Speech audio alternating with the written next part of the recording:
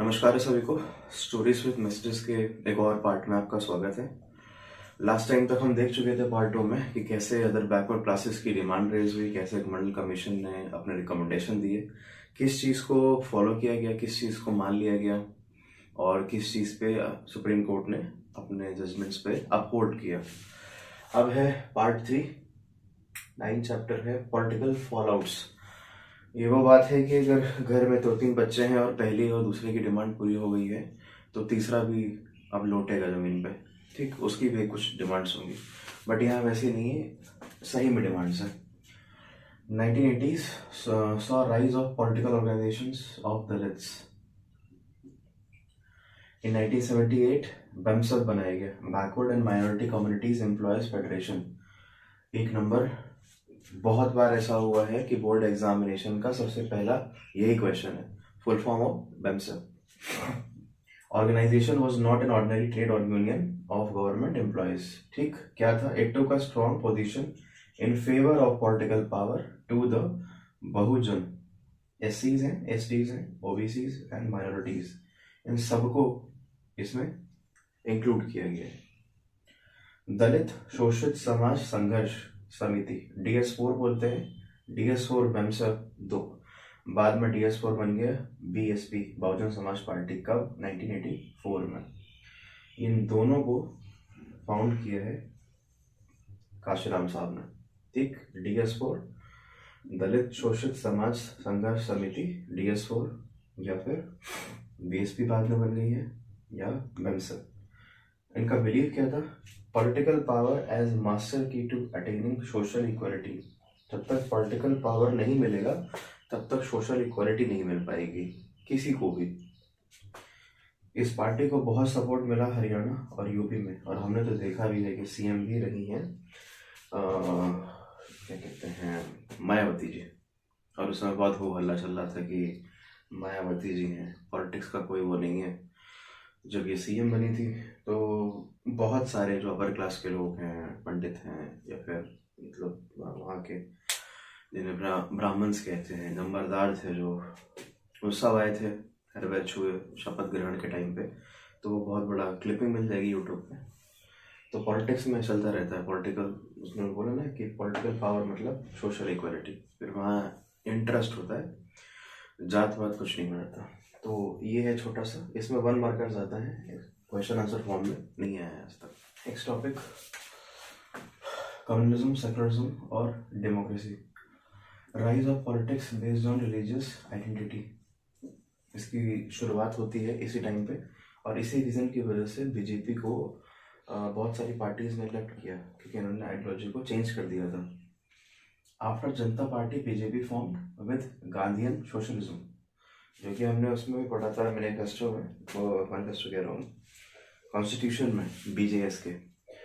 तो Gandhian socialism के basic से कॉन्सेप्ट जो ये है कि इंडस्ट्री को या इंडस्ट्री का रिलेक्टेंस, इंडस्ट्री लाने या लगाने को थोड़ा सा मनाही है, और स्वराज पर डिपेंडेंस की बात की गई। मतलब हम भी तो वही चीज़ बना सकते हैं, या हम अपने पे डिपेंड करें, ना कि किसी बाहरी ताकतों पे, ताकि हमें भी रोजगार अपने आप से मिल ही जाएगा और हम किसी पे डिपेंड नहीं रहेंगे। ठीक, ये गांधीयन सोशलिज्म एक अलग फॉर्मेट पे, नेशनल लेवल पे है, but did not got success नहीं मिली 80s और 84 के इलेक्शंस में बिल्कुल। तो फिर उन्होंने चोला और चंगा अपना उतारा और असली रूप में आ गए। After 1986 started emphasise on Hindu national elements और हिंदुत्व,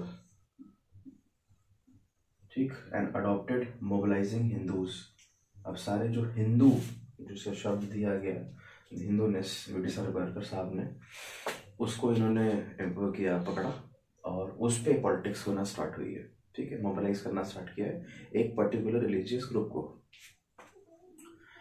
हिंदुत्व, हिंदूनेस क्या है? ये वीडी सावरकर ने कॉइन किया था। Except India as fatherland not motherland, पितृभूमि, ऑल्सो होली लैंड, पुण्य भूमि।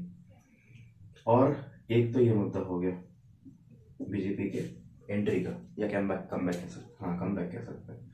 दूसरा था Shah Bano case. In 1985, 62-year-old woman, divorced to the Muslim woman, filed case of maintenance, खर्चे का केस फाइल किया इन्होंने। ठीक। But supreme court rated in favour, supreme court को लगा कि हाँ बात बिल्कुल जायज़ है।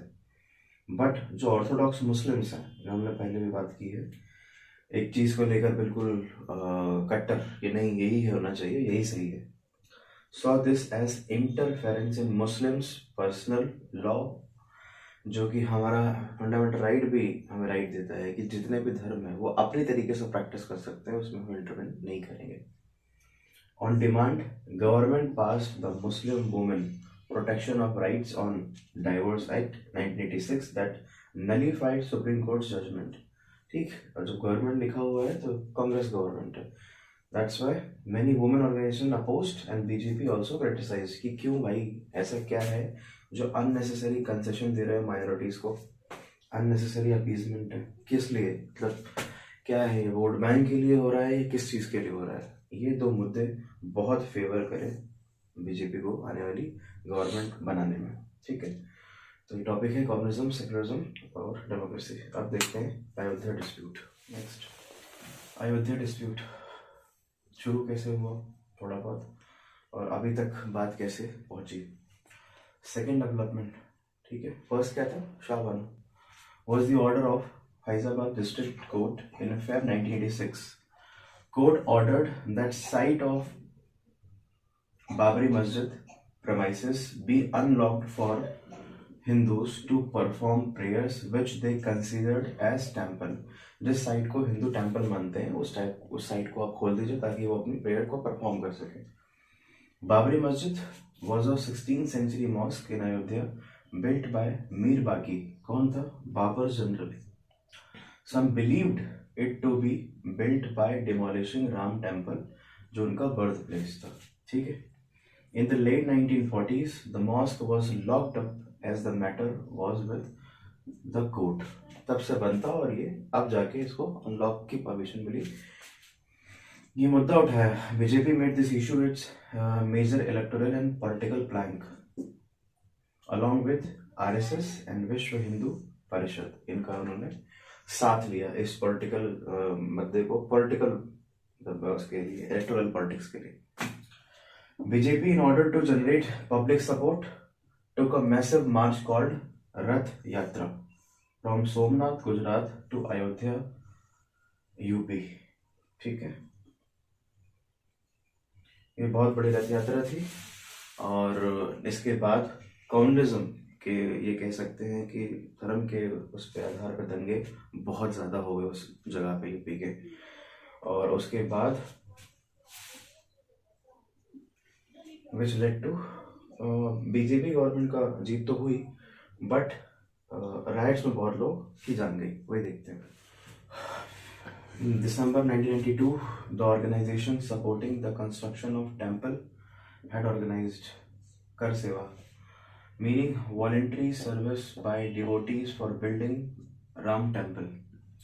Supreme Court ordered state government to take care that disputed site will not be endangered. But thousands of people at Ayodhya basically gathered on 6 December 1992 and demolished mosque. Supreme court के आदेश के बावजूद मॉस्क को demolish किया गया कुछ लोगों द्वारा, क्योंकि भीड़ का कोई रोक नहीं होता। वायलेंस इन मुंबई इरप्टेड, इसका असर देखने को मिला। जैन 1993, 2 हफ्ते तक मुंबई भी भाई कई इलाकों में जला। State government dismissed Kalyan Singh government, UP CM थे बीजेपी गवर्नमेंट से।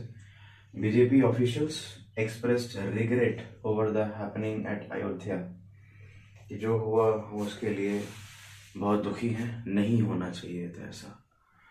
तो फिर से वही चीज़ है, जैसे क्या है उसमें भी डायलॉग है तो याद आ गया महारानी में, कि साहेब हैं कब क्या कैसे करते हैं उसकी कोई ना कोई वजह होती है, कि वो साहेब है वही जाने कि जो भी उन्होंने किया तो कुछ सोच समझ के किया होगा। आपको पता होना चाहिए madam. Commission was set up for investigation.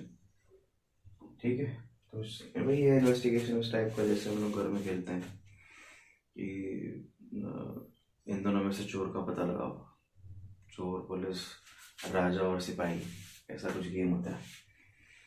Parties, जो बाकी पार्टीज थी, found this as against secularism, structure of Indian constitution में जो आता है, एंड थ्रेट टू डेमोक्रेसी, कि रिलीजन बेसिस पे पार्टीज बना रहे हैं आप और राइट्स होने का खतरा हमेशा रहेगा। और हुआ भी है, कोई नई बात नहीं है, ये हमें देखने को मिलती है। नेक्स्ट है हमारा Gujarat rights. Feb March 2002 large scale violence took place in Gujarat. Immediate reaction was an incident at Godhra station. क्या हुआ था वहाँ पे? A bogie of a train returning from Ayodhya full of कर सेवक set on fire। पूरी बोगी जला दी गई थी और ऑलमोस्ट 57 लोग को जला के फूंक दिया गया। कर सेवक को मैंने अनकोट इसलिए किया है क्योंकि अभी मैंने बताया था कि ये वो लोग हैं जिनका राम टेम्पल बनाने में वॉलंटरी सेवक थे, एक तरीके से अपनी सर्विसेज ले रहे थे। और डिमोलिशन जब हुआ है मॉस्क का तो ये थे। तो इस बेसिस पे ये सोचा गया है कि जो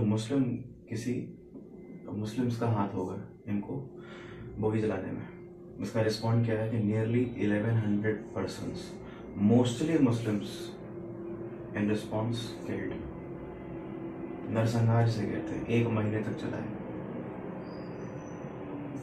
नहीं होना चाहिए था, but national human rights commission criticise the state government in failing to control violence, including provide relief to the victims, including prosecute the perpetrators of the violence। कौन थे जिन लोगों ने 1100 लोगों को मार दिया? नहीं पता चला। This type of incident and alert होता है हमारे थ्रेट टू डेमोक्रेटिक पॉलिटिक्स में। ठीक है, ये हुआ, ये नहीं होना चाहिए था, बट अभी तो जजमेंट्स आ गए हैं और काफ़ी चीज़ें सॉर्ट आउट हो चुकी है। बट किलिंग्स नहीं होने चाहिए थे। किसी भी चीज़ का ये आंसर नहीं है, ना उधर ना इधर। ये भी गलत था और ये भी गलत था।